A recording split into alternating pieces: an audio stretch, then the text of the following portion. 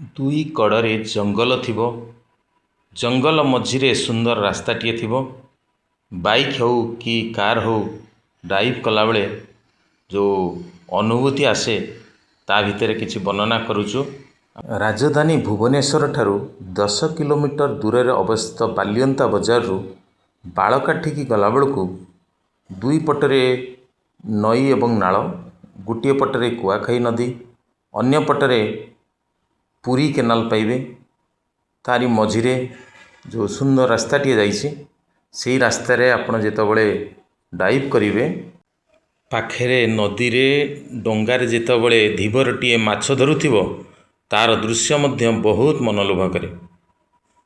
ଏଇଭଳି ପରିସ୍ଥିତି ପରିବେଶ ଆମେ ଛୋଟବେଳେ ଯେଉଁ ପାଇଥିଲେ, ଆଜି ବୋଧହୁଏ ବହୁତ କମ୍ ଲୋକଙ୍କ ଭାଗ୍ୟରେ ମିଳୁଛି, ଯେଉଁମାନେ ସହରରେ ବସବାସ କଲେଣି।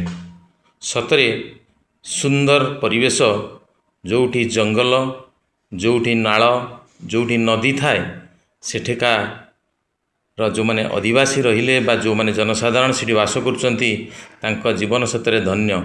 କାରଣ ପରିବେଶକୁ ଉପଭୋଗ କରିବା ସହ ନଦୀ ନାଳରୁ ମାଛ ଧରିବାର ଯେଉଁ ନିଆରା ଅନୁଭୂତି, ତାହା ମଧ୍ୟ ଅତ୍ୟନ୍ତ ଅବର୍ଣ୍ଣନୀୟ।